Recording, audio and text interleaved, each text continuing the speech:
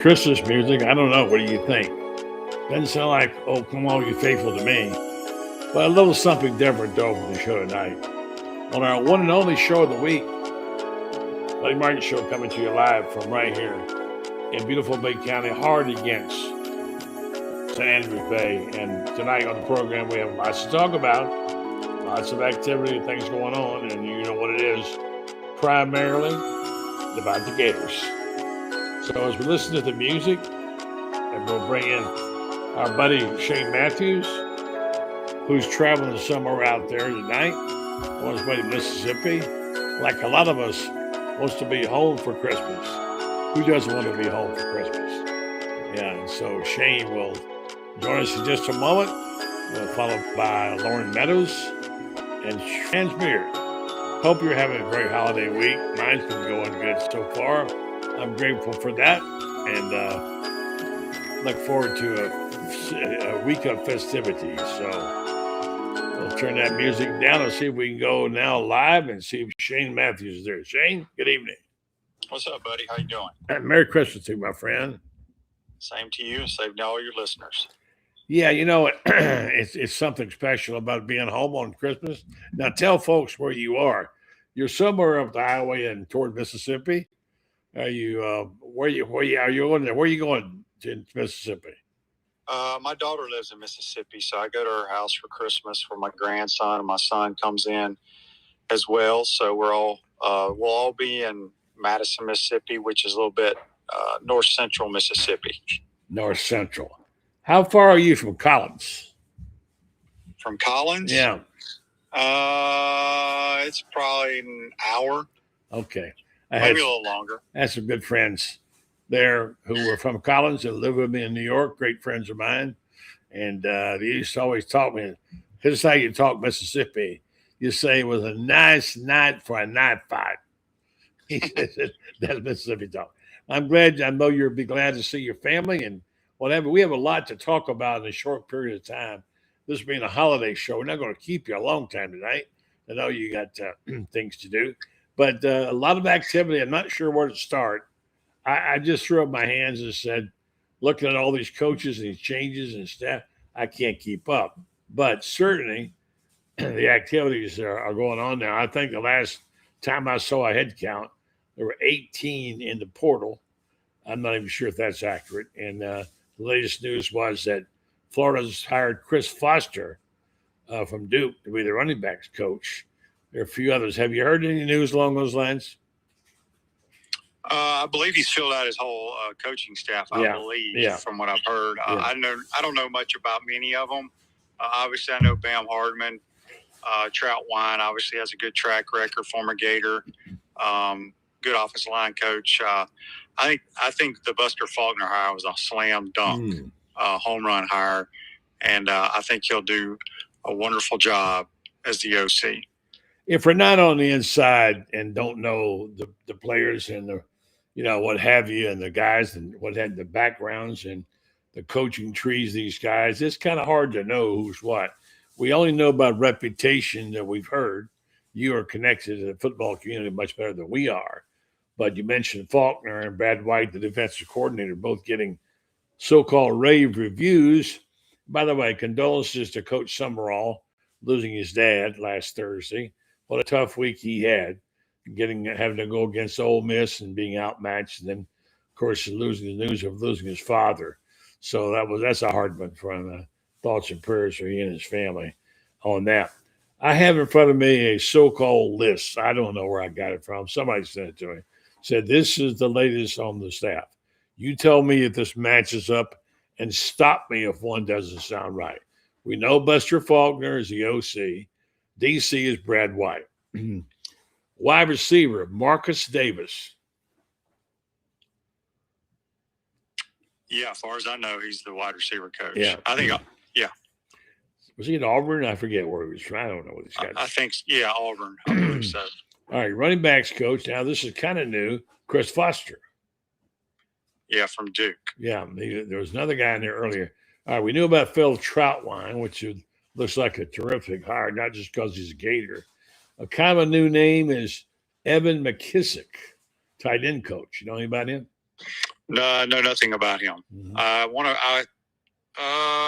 don't even know. Is he from Tulane or Georgia Tech? I don't know. I don't have his background in front of me. I just have a list. And then I thought they had another assistant coach who was the assistant quarterback coach, but I don't see his name anymore. Well, he's probably not one. So they only can have 10 coaches listed. Those are your actual coaches that will be in the program. Right. You can be an assistant, an analyst, whatever. You can still coach, but you won't be listed as one of the 10 coaches. Right. He was one of the active coaches that coached at Georgia Tech and coached the guy that we like. And then the guy they're talking about is Joe Craddock. And he's now the quarterback coach. And he'll be coaching the QBs for Sumrall. You heard that? I believe so. You know, Buster Faulkner, I have his hands on all over the quarterbacks as well. Yeah, and then we know about Gerald Chapman because he was already here. And then inside linebacker coach, I think he's from Tulane, Greg Gasparotto. You heard that name? I think so. I'm not real familiar with the guys on defense other than Bam Hardman. Okay, I'm glad I don't feel quite so bad then. I felt totally ignorant. So. Well, I don't really worry about it, buddy, because I trust Jon Sumrall and his staff. Yeah, I understand. He's going to hire coaches he thinks can get the job done. Yeah, I'm just trying to get the names, new names for people in case they run across them. Bam Hardman, we know about. Tell me about Bam. We know he was a Gator. He was very happy. He was a captain, I believe. Popular. You like that hire? Yeah, I've known Bam. I mean, obviously I'm older than him, but was a really good linebacker at Florida. Got into coaching immediately. He's been coaching a long time in college football, has always recruited that North Central Florida area pretty much everywhere he's been. I think that's a tremendous hire. And again, I apologize hitting you up cold on this. I'm looking for anything. I don't have any of these guys. Chris Collins, safeties. Seems to be a popular choice. He came from Kentucky. Okay. Brandon Harris, cornerbacks. Yeah, he's going to be the cornerback. I can't remember where he came from though. Can't either. And then here's the one where people wonder: Rusty Witt, strength and conditioning from Tulane. Is that a name that you expect to pop up there? I mean, like I said, he's been with Jon Sumrall. I've heard good things about him. Every strength coach to me is the same. Okay. Everybody does the same lifting. Everybody does the same running. Yeah, but Shane, they got more leeway in the spring now to coach. These guys. Well, he's going to coach. He's going to be lifting weights. Yeah, but he's the strength coach gets to watch him practice in the spring. Allegedly, the head coach does it. That's the rule. I don't know if that's. I guess maybe that's still the rules. I don't even know. Okay. Anyway, I don't know either. All right. So finally, here's what Jon Sumrall told his team. And by the way, I'm on record as saying this was a miserable weekend for college football playoff. It just didn't pan out. You just got to get off this idea that you got to have these group of 5 teams in there. And I mentioned the case of Coach Spurrier when he said to Danny Werfel one time when Danny threw about 4 picks. It's not your fault, Danny. I shouldn't have you in the game. You're not ready to play. It's not their fault they were put in the game because that's what the system gave us. Didn't have any rights going in because someone said today, there's no real Cinderellas in football, Shane. You're really not Cinderellas in football. The idea that they were on this committee, which totally screwed this up, could bring about some kind of mystery or Cinderella. It was an embarrassment what they put on the field. And I feel bad for both Tulane and James Madison. So anyway, what he said, what Coach Sumrall said was, told them it's never okay to lose. Anybody tells you that it's okay to lose, get away from them for the rest of your life. Who does that sound like? Yeah, I mean, it's like Coach Spurrier. I mean, Sumrall obviously was not happy with the way his team played. They were outmanned, but, you got to love somebody that hates losing more than he likes winning. Yeah. And that's kind of the mentality he has for sure. Yeah. What's funny is that even the big boy games didn't turn out so great. I mean, if you like the way Alabama came back in big time against Oklahoma, I guess that was the first time East State ever been down 17-0. Miami was a 10-3 slugfest over Texas A&M couldn't get any offense. Other than that one little spurt there by Alabama to overcome that 17-0 start, this is not an exhibition of great offensive football, Shane, was it? Well, I want to say there were a lot of blowouts on the first round last year as well. Somebody did mention, though, out of the 4 games, 3 of the underdogs covered the point spread. So I don't know if that's good or bad. But, look, I mean, there are blowouts in the NFL playoffs every year. Do I think Tulane and James Madison be in? Probably not. They probably got to tweak the system. I'm still one that thinks Duke should have been in since they won the ACC championship game. I don't know if they would have played any better, but they're a Power 4 school, and they won their conference championship. Notre Dame would have been a better game. Would have been get them playing in those games. It would have been a lot better game. And I'll tell you how bad it was for me. And I'm a college football junkie, as you know. It got so bad for me, I had to turn to the NFL and watch your game. And there were some great ball games in the NFL. Wow. Especially the one in Chicago. How about the Packers and the Bears and what happened there with Caleb Williams showing out? Tremendous game-tying final seconds, and he threw the walk-off touchdown. And the Bears, by the way, are 11-4, Jane. 11-4. And that looks like there's some life there in the Windy City, Yeah, I mean, Ben Johnson's a tremendous play caller, and he's got a good rapport with Caleb Williams, who's extremely talented. And they got good skill guys. They had good skill guys last year, but they didn't have Ben Johnson calling the plays, and he's made a difference. And they've won. I bet they've won out of those 11 wins, 8 of them in the fourth quarter. So they've been fortunate to win a bunch of those games. They were fortunate to win the other night as well. Got to give it, though. They got a job when they got it done. And I love the way Williams played. He really played. It was fun to watch him play. And, I'll switch back to my college game I love this weekend. But, the bottom line is that I enjoyed the NFL, but I want to see my college football. We waited and waited and waited for this, Shane. This is what we got. Well, that's what you got last year too, buddy. I know they said they were fixing it. They're going to expand. Didn't have 12 teams. Oh, we'll have 12 teams. It'll be better. Guess what? It wasn't. If that's the best product they can put on the field right now, that's sad, man. It really is. Didn't we have 12 last year?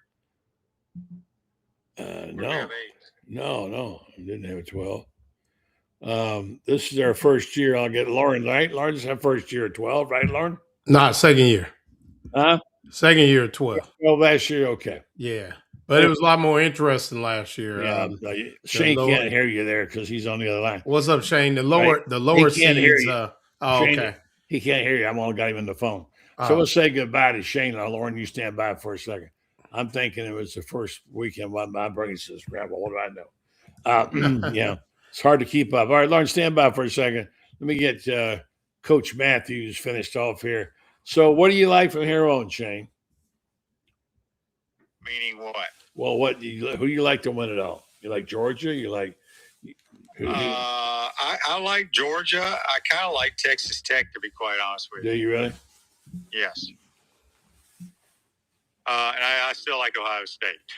Well, Ohio State, it's going to be hard to beat, but we'll see how that goes.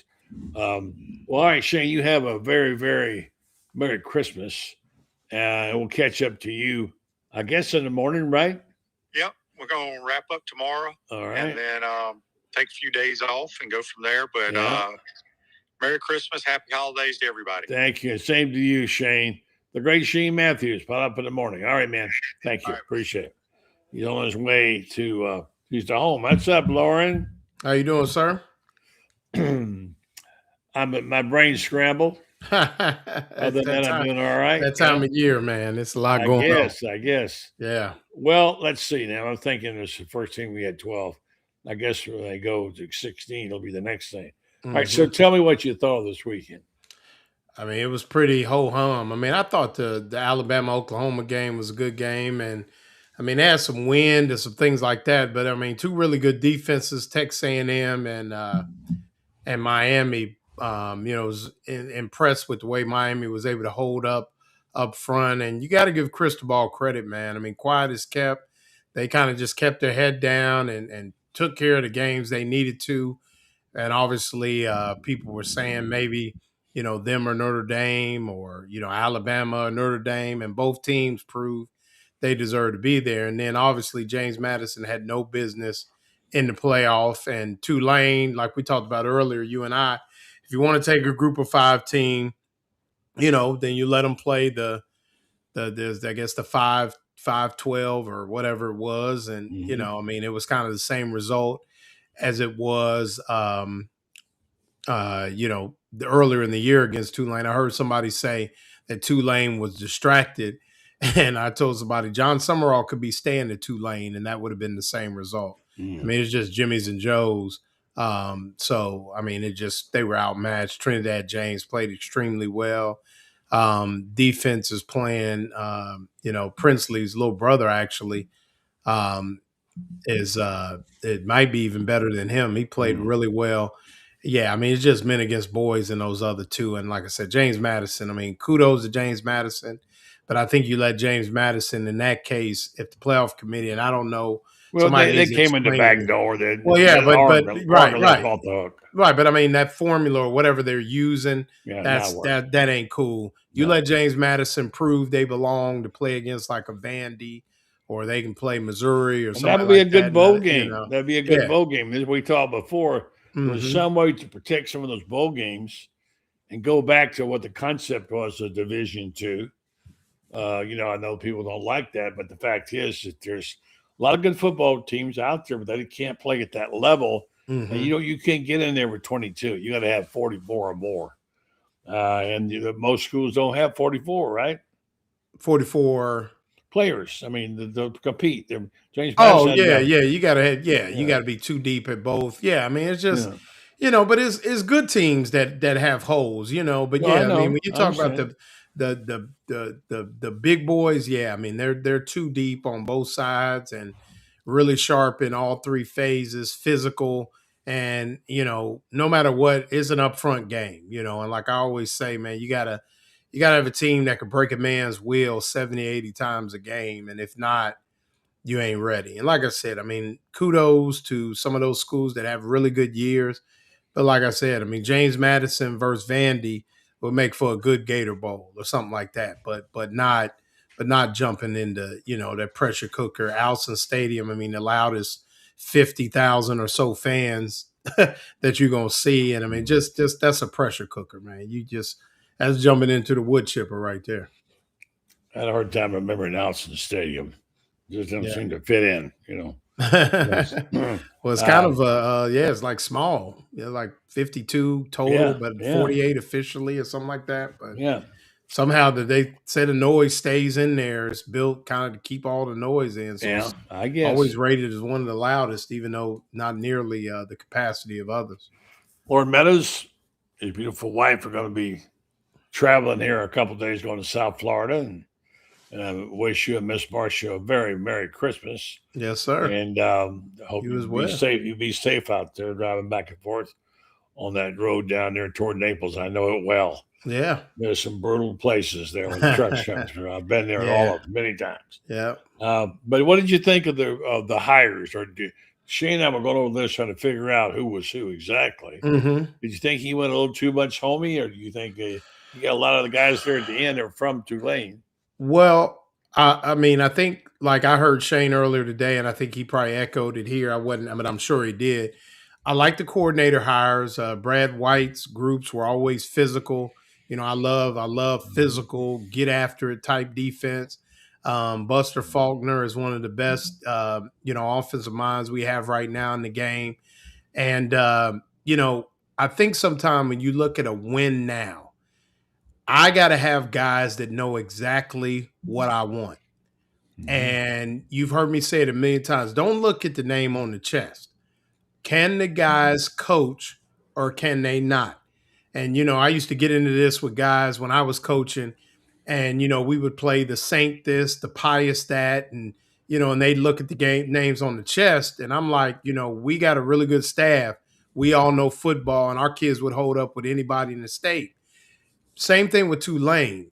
If you got good coaches with the ability and talent and the resource that Florida has, those are some good coaches at Tulane. Like we had a guest a couple weeks ago on my show whose son played there. They're doing a lot with a little.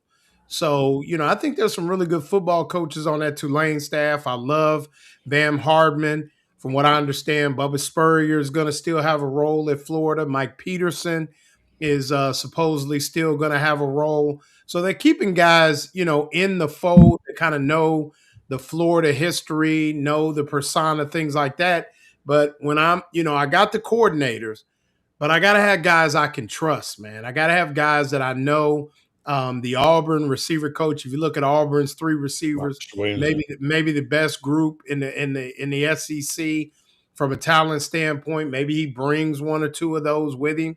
I don't know, but I think that I think people get caught up in looking at the names on the chest, and you look at the special teams coordinator to both punter and kicker were All-American Conference first team selections. So, I think that it's some good hires. I think people get caught up in that, but if you asked everybody who are the best running back coaches in the country, they wouldn't know. Who's the best receiver coaches in the country? No. They might know Hartline and Gonzalez, but after that, and there's some really good ones elsewhere, who's the best linebacker coach? So I think, there's a lot of good, young, hungry, talented football coaches at all 3 levels, high school, college, and pro. And they're not all household names, but they put their nose down and do what they're supposed to do. So I don't have a problem with it at all. The one position that people seem enamored by is strength and conditioning. Mm-hmm. I think it was Urban Meyer who elevated the importance of that with Mickey Marotti, who was terrific at what he did, especially when they started allowing the strength and conditioning coach to be the spring coach. Mm-hmm. The head coach wasn't supposed to be able to watch practices, right. Mm-hmm. Although wink, wink, they weren't. And the guy who was supposed to do the evaluating the strength conditioning coach. So that became a really important position. Mm-hmm. And of course, I knew Mickey pretty well, and he went to Ohio State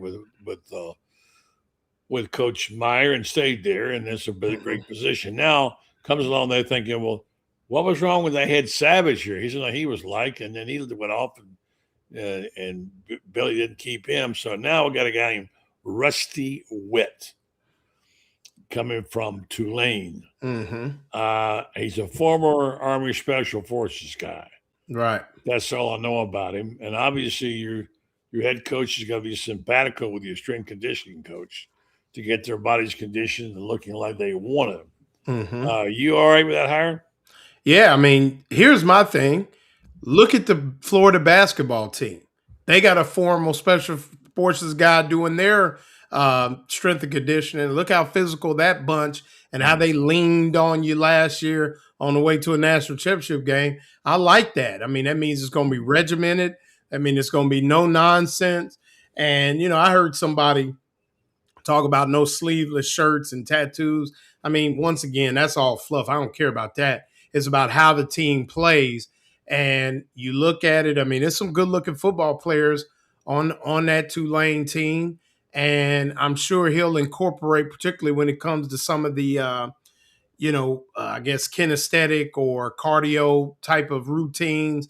It'll be a lot of, physical kind of where I test you mentally, see what you're made of, where you got to dig deep in that fourth quarter and we got to lean on each other. So, you go back to when Dan Mullen used to say, you got to hold that rope and you got to strain. Well, a lot of that is that military where they're running with that rope and they pulling each other and carrying each other and picking each other up. When the man can't go, you put him on your back. So those principles that we all love with our military, those of us that, have a great respect for the military, I'm sure he's going to bring that. So, yeah, I think I like it. I think it's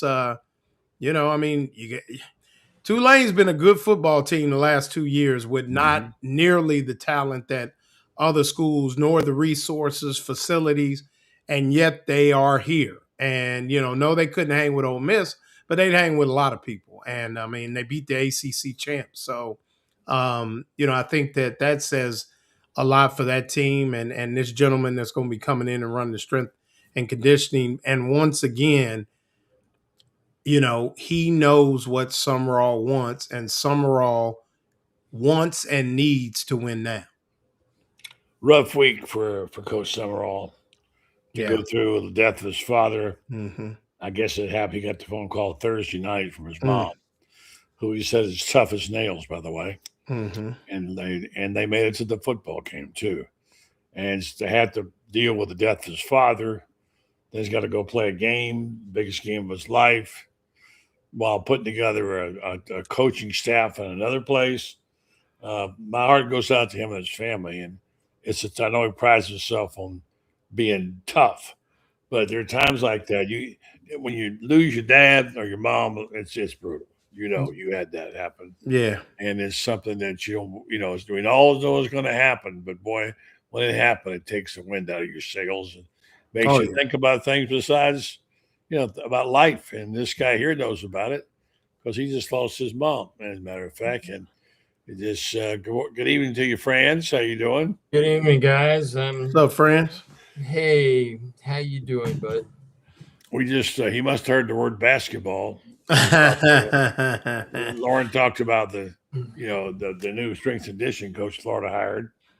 Can I say something about basketball real quick? And I know Franz gets into the men's officials, but I want to say yesterday after the men's game in the O-Dome may have been the worst officiating in women's basketball I've ever seen. It was an absolute travesty. And I spoke with Kelly Ray Finley this morning, and she was still just flabbergasted and just dejected by the way that they treated their team and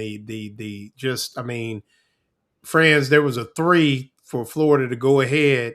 The girl made the 3 signal, and the girls from Tulsa had been doing it the whole game, and the official called a tech after for making the 3 signal.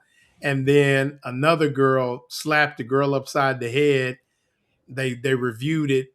It was like way away from the ball, and they called it a common foul. I think it's filtering over into the women's game. Well, I can tell you this: I talked with Mike Eads the other day, and he is the supervisor of officials for the SEC and throughout the East Coast. And I just told him, I said, he took one look at me coming at me and says, I know you got complaints. I said, before we get started, do not ever, as long as you live, tell me Roger Ayers is a good official. And I said, and while you're about it, don't ever tell me Brian O'Connor his sell-by date didn't expire about 10 years ago. And he said, you don't like those guys, do you? I said, they're terrible officials. I said, what's to like about them? And then we got into it. And he knows that their quality of officiating is down. He really does know it. It is. It's bad. Well, why? Well, for one thing, they're promoting officials too fast. It's a twofold problem, buddy. They're letting officials officiate well past their sell-by date. If you want to go by, you look on a box of cereal and it gives you a sell-by date. Officials need to get a sell-by date too that says, okay, you can't do this anymore. Tony Green's a friend of mine, but Tony Green, I officiated probably 4 or 5 years well past his prime. And he was going downhill the 5 years before that because the game gets faster and older officials can't keep up. And yet you need the older officials. And they got more now than they used to have. Used to just have 2. Well, you need the older officials because they have the experience. Mm-hmm. It's a catch-22. and it's a bad one. The problem is that good team, you should not send bad officials to officiate good teams. Number one, if you got guys that are rookies that are coming up, send them to the bad teams. Let them officiate the ball games between two teams that are 3-22. Okay, they won't know the difference. But don't send, I mean, how do you think you're going to be graded if you are dictating the game? How do you expect to be graded? I know they get graded and your grade matters, but how do they expect to be graded when you make a call that directly affects the outcome of a game, not by the play of the game? You are making basically what is equivalent to a dead ball call. Well, I mean, how do you expect to be? I mean, how do you expect to be graded? Well, that's a real issue, and the women's game, and have as a former women's basketball coach, okay, and still probably the only women's basketball coach ever to get kicked out of an AAU national tournament game. And I'm proud about it because first off, he should have kicked me. The official should have kicked me out. But secondly, the official was wrong. My reaction was intended to get myself kicked out of that ball game. Sometimes it's like that. But as Mike McGinnis, who is a former Gator basketball player and a guy who handled the replay booth in the SEC, one of the first for years and years, and probably as objective a guy as you will find, as Mike will tell you, the game gets faster and the officiating has troubles keeping up. Let me give you a good example. Doug Schals, who's a buddy of mine. I'll tell you right up to the bat, he's also one of the better officials in the game. Doug Schals pointed out something to me when we were at the Nike Peach Jam a few years ago. And I usually sit with the officials and then make my rounds, sit with coaches too. But one of the things he told me is this. He said, okay, you got 4 black players going for the ball, 8 black arms. Which black arm touched the ball? To who? He said, it's the same thing if you have 4 white guys and 8 white arms going there. He said, they need to make a rule that you can only have 1 white guy and 1 black guy going for the ball at the same time. Yeah, right. And he says, then it becomes easy. Yeah. But he says, when you got 4 kids, all the same color, all reaching for the ball, and it goes off of one of them, which one? Well, I don't feel too sorry for him there. I mean, it's a tough call to make. And you got to make it sometimes. I'm doing the show. You can't run the washer. Sometimes you have to make that call. Sometimes you have to make that call. You're over here on the court, and it's happening over here on the court. And you got to make that call, and you've got all these arms reaching for the ball, and you got to make a decision like that. Yeah. It's a tough call. But to get back to the original point, the game gets faster. The players get better. It's kind of like Spurrier used to talk about football. He said, the players are faster and stronger and better than they've ever been, but the field stays the same size. Okay. This is Christmas week, guys. I'm going to remind you that we're going to be kind tonight, okay? We're not going to trash people. Well, maybe a little. But Dan Bond's right. Marsha. Roger Ayers, I'll trash him right now. Marsha was in washer violation. Sorry. Yes, right. The studio is next to the washer room. There you go. I can tell you that I got a list of, you guys know, I got a list of guys that as soon as I see them, I sit there and think to myself, the Gators are 10 points behind to start the game. There are guys out there that for whatever reason, you draw them to officiate them. And it's the same thing in football, buddy. There are officials, I guarantee you, I've talked to enough coaches who tell me that there are officiating crews that as soon as they go out there, they think, okay, we're a touchdown and a field goal behind to start the game. Because basketball is more pronounced. It seemed like the officials impact basketball more. Let me do this real quick and get to this. I'll come back. I want to get you guys. I got Shane's comments and I got Loren's comments about the new coaching staff. We kind of got an idea what Sumrall's got here. I don't know who they are exactly. I want to get your take on that, and then I want to talk a little bit about your basketball book. What a great time we had up in Panama City. Not Panama City. We were in Panama City, but we were up almost to Destin last week with our good buddy from the Panama Gator Club, Rob Dotson, and had a good evening. And Franz was brilliant as a best-selling author, and a lot of people bought the book. And by the way, if you haven't bought it, boy, you run out of time. And we had a nice little signing last week, guys, and we had a bunch of people show up at Cogent Bank in Ocala. One friend of mine called me. She got 3 books, and she called me and said, I need 3 more. And I know my friend Tom Ingram bought 10 and gave some out to his breakfast club. And then I want to say thank you to Jeffrey Meldon, who bought 100 books and is going to do a special promotion and gave a whole bunch of everybody on the basketball team a copy of Franz's great book, The Golden Season. So if you haven't got yours, you probably can't get it in time for, I don't think you'll get it in time. Well, maybe if you go by the Cogent Bank this week, you might be able to get one still and get yourself a copy of that book. Let me tell you also about Meldon Law. Jeffrey does so many great things for the community and for the Gators. He forgets to mention sometimes that he is that he's a lawyer. He gets so caught up in it. He got all these books to give out people, and he's excited about it and excited about the season. And as Franz wrote this morning, they're creeping back up there. You got ranked again, I think 23rd or something.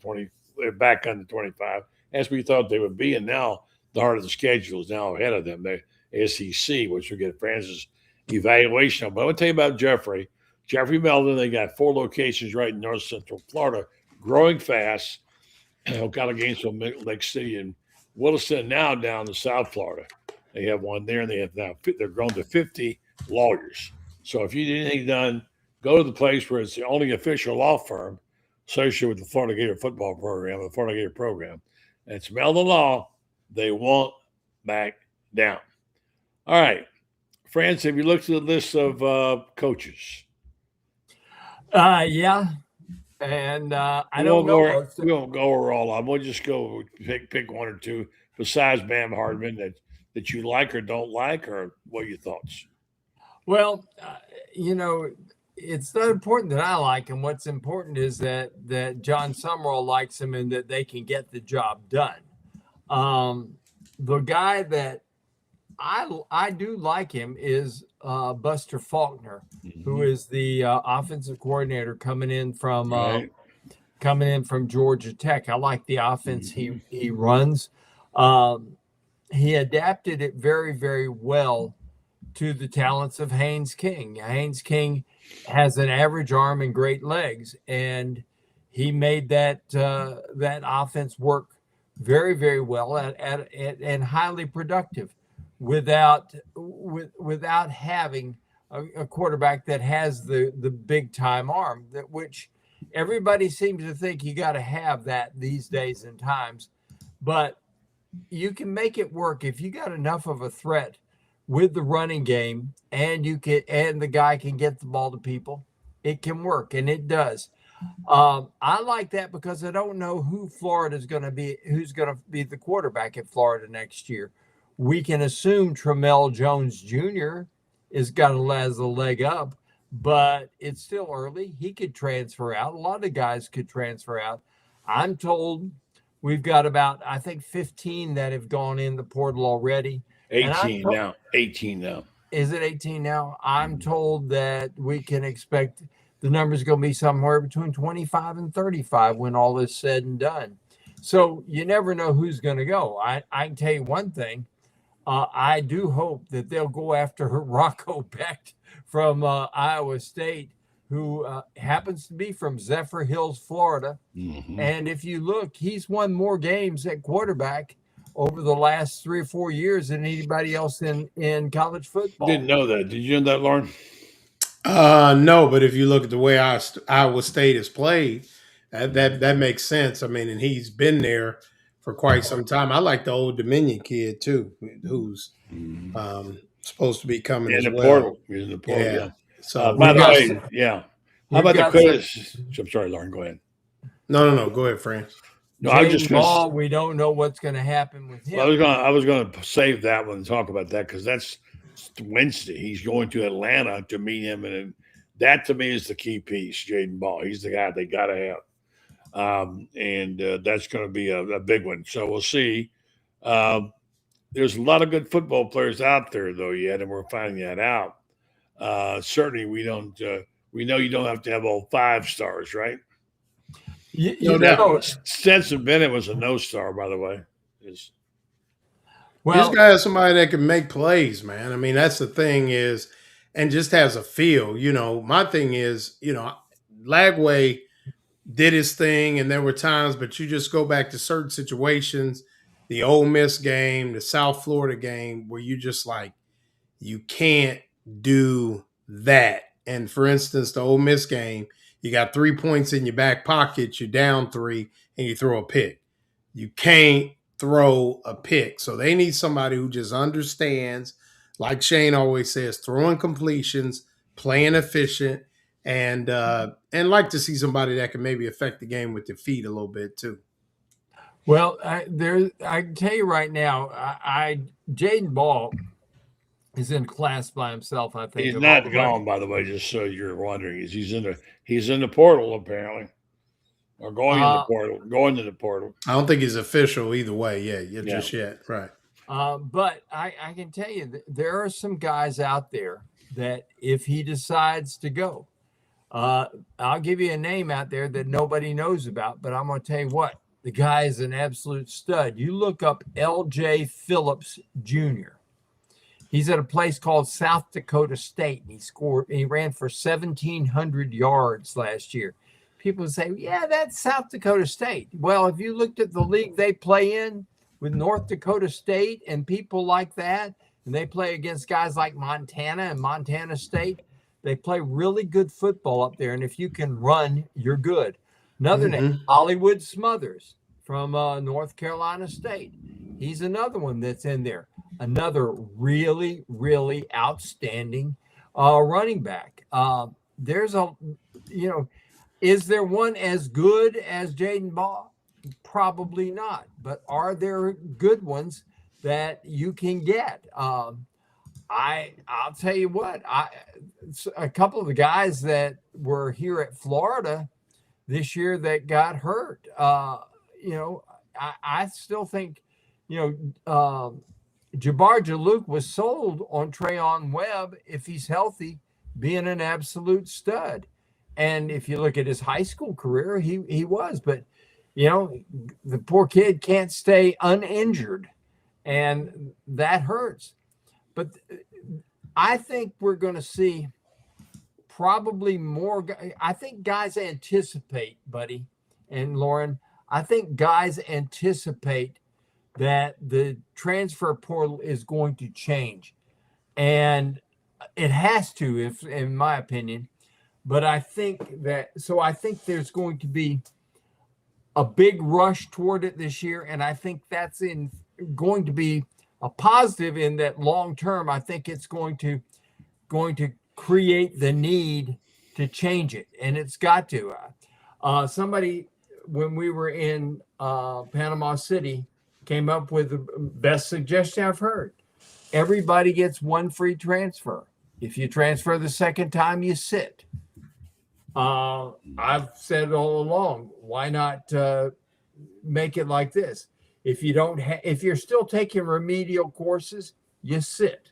If you transfer, if you don't have at least a 2.5 GPA, you sit. If you transfer, that's not unreasonable. You're supposed. Yeah, but let me just say one thing, Franz, and tell me if I'm wrong, Loren. It's not the athletic directors to make those rules. It's the lawyers. They can go to court and get it changed. Mm-hmm. That's why we got this to begin with. The name, image, likeness. The lawyers went into court and got changed. Well, yeah, I mean, and we've said it a million times. Blame the adults. Don't blame the kids. Blame the adults. You guys remember, we've been around long enough. I'm old enough. You guys are, been around. When they thought that a jumpsuit and a scholarship was enough, or that the coaches could move and groove and the player had to stay put, and then Coach B came in for Coach A and the kid got swallowed down the depth chart, things like that, it made it an unfair proposition for young men who were making millions of dollars for these institutions. I'm not one that's against the kid, and I agree with Franz. You should be working towards some type of degree, having some type of academic progress. But the reason we are here now is, like you said, it's the adults, the NCAA that Franz loves so much. And then the lawyers got smart and said, you know what, if we dig deep enough, we can get all this flipped around. And they have. And so but they always said they were putting the kids first. And they weren't. They were putting their egos first. Had they put the kids first, we might be in a different position right now. Because, Franz, you and I both know, 20 years ago, $5,000 for every football player probably would have made all this go away. Oh, you go back to 1995. What were they asking for? Pay for us to finish school because we're working a full-time job. And anybody who doesn't think being on a football scholarship is a full-time job, even Division III, it is a full-time job. And if you got that full-time job, you can't do your full-time job and go to class and finish in 4 years unless you're particularly bright. And as we know, a lot of these kids who wear helmets, they take a lot of blows to the head. So the thought process is dimmed a little bit, shall we say. And for some of them, it was dimmed before they ever put the helmet on. Let me say this. Bill Carr, may God rest his soul, athletic director of Florida for a long time, All-American center, told me several years ago before he passed, I want you to come out and spend some time. I want to tell you his story. What he wanted to tell me about was the 1980 year when they started paying Olympic athletes. And he said, if we'd have reacted then, the way we should have reacted, as soon as they started paying the Olympic athletes, started paying the college athletes, we never would have had this. Correct. We're not proactive. And so they were not proactive. They paid the price. Okay, let me give you the list of quarterbacks who've been in Florida since the 2014. Talk about a turnstile. And then I want to end up with the story of DK Metcalf, the El Stupido Award. Since 2014, stop me if you hear a name of somebody you thought was a really good quarterback, okay? DJ Lagway obviously would be one of those. Now, prior to that, Graham Mertz. Good quarterback. Yeah, he'd be in there, right? Anthony Richardson. Nobody said anything. Emory Jones. Nobody said anything. Kyle Trask. I'll put him in there, right? Yep. Felipe Franks. Borderline. And now going down to Del Rio, Appleby, Greer, and Treon Harris. So there have been three, let's say. Greer could have been good. Greer could have been good. Yeah. Well, he was good, but he was good for West Virginia. Right. And Carlos Del Rio Wilson had an outstanding Luke Del Rio. Marshall. Oh, you're talking about Luke Del Rio.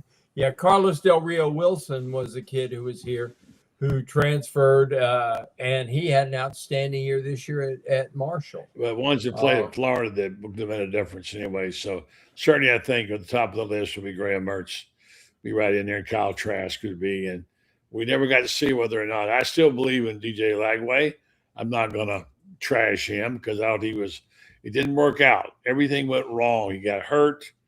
He never recovered. he probably should go get surgery now instead of a year and whatever. And it didn't work out, but I thought we were on our way to a magical ride. Okay. He trying to build a Lego set with half the bricks. His system was terrible. Yeah. So, I mean, he had some spoiled groceries. Yeah, and he not only that, he also didn't have his mechanics down and couldn't get them fixed, right? So, despite the fact that we talk about the great quarterbacks Florida's had, they haven't had that many great ones since then. You know, and you think that the school with 3 statues of quarterbacks out front, Heisman Trophy winners, will be quarterback U. So yeah, but it all comes down to quarterback U has a lot to do with who was coaching the quarterbacks too. Dan Mullen coached Tim Tebow.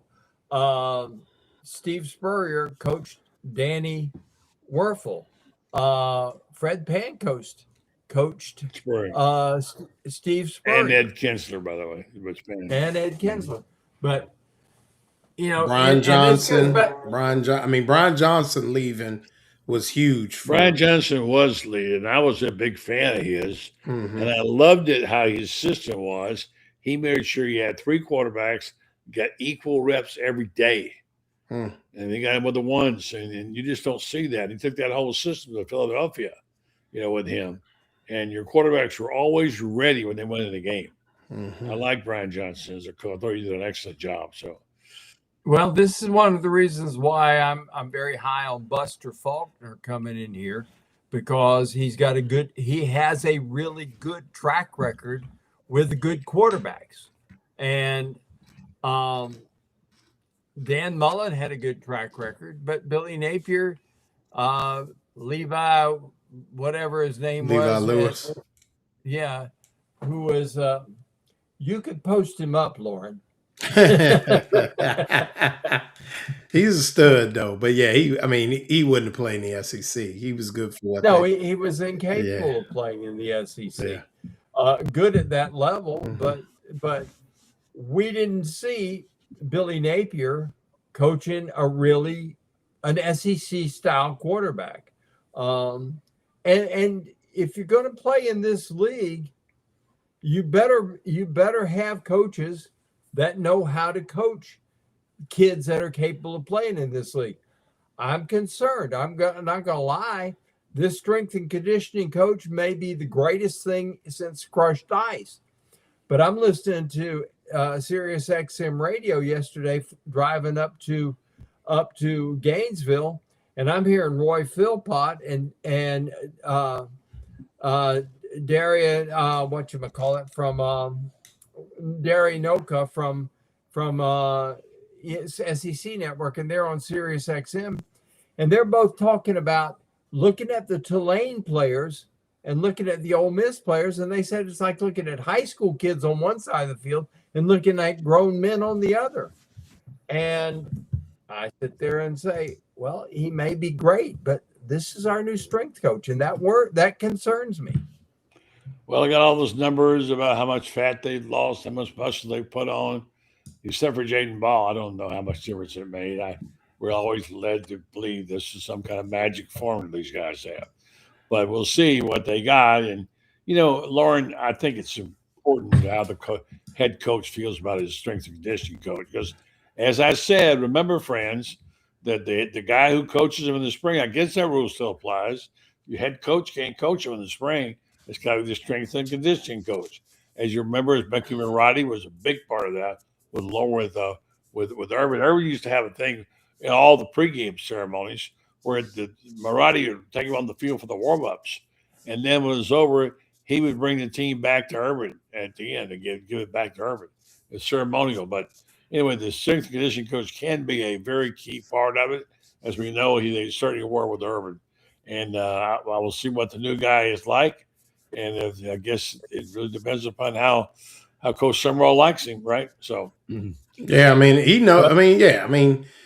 like I said, Tulane is the most physical group of 5 team probably in the country. So I think that's kind of unfair to compare what Tulane guys look like versus Ole Miss guys, because if they were that big, they'd be at Ole Miss, or they'd be at Florida, they'd be at Georgia, or they'd be. I mean, that's a I know what he was getting at, but I think that I mean, I know the head coaches can't be down in the weight room in the spring and things like that. They just got the 16 or I don't know, I mean, practices 18 now that they can coach them up. So, yeah, I mean, it's going to be key. I mean, it's a lot to still be seen, and we really won't know until they run out the tunnel in August. But I think this team is going to look totally different. They may have a different signal caller. I am not sold on Tramel Jones as other people seem to be, but we'll see. And so I think all that, when you throw it in there, it's all kind of wait and see, and we see what sticks. But 5 and 7 ain't gonna cut it, nor are the excuses. So I am told by Tampa friends that don't sell Will McBride short. That this kid out of Tampa, Jesuit, who already has SEC size, he's 6'4", and he's 225, 230 pounds. He's a dual threat quarterback. Now, at 6'4", 230, I ought to be able to run over high school kids. But does that translate to the SEC? I do know his arm is an SEC caliber arm. But again, you look at guys that are in the portal that are quarterbacks, and there are some really good quarterbacks in there. Byron Brown, who I was very, very impressed with him at South Florida. He's appealing for another year. He's in the portal. Rocco Beck, again, I'll come back to him. He's a kid from Zephyr Hills, Florida, who went to Wiregrass High School, wherever the heck that is. I guess it's over near Zephyr Hills. But this is a guy that throwing the ball this year. He's thrown a lot of touchdown passes. He's run. He's an outstanding runner, and he wins. Yeah. That's the most important thing of all is he wins. But he's thrown 50 or 60 touchdown passes in his career. He's available, but you got guys that can get it done. And as we found out with Graham Mertz, there are guys out there that can play the game, and you got to have the right guy to bring him. Bo Pribula from Missouri is in there, and I loved him before he dislocated his ankle. He's outstanding. So, all right, guys, we got to wrap it up here now. Before I tell you about tightening our image, I want to finish the story about El Stupido here real quick in the stands. Wide receiver DK Metcalf suspended 2 games in the NFL for his role in the altercation with a fan at Ford Field on Sunday. The incident occurred during the second quarter of the Steelers' 29-24 victory over the Lions. CBS broadcast captured Metcalf exchanging words with a fan. I saw this live when they taped it, actually. The fan wearing what appeared to be a blue wig was leaning over the railing of the stands behind the Steelers' sideline. Metcalf grabbed the fan by his collar and appeared to either push him away or took a swing at him. He now has been suspended 2 games. Just don't do that, Metcalf. That's crazy. No, that was dumb. But to go back to our original premise when I came on here, if you saw that game, you also saw that NFL officials can really, really screw up a game because they called offensive pass interference on the Lions twice. And that's another thing. Yeah, I know. I got you. Okay, we're out of time. But Franz, thank you. Keep selling those great books. Loren, Merry Christmas to both of you. You guys mean a lot to me. It's a pleasure to work with you, have a chance to do the things we do for the love of the game and for the love of Gator Bait. Thank you both. Merry Christmas to both of you. All right. Merry Christmas to you, bud. Right, guys. Good Merry night. Christmas, guys. I know it's going to be tough this first Christmas, Franz, but thinking of you, buddy.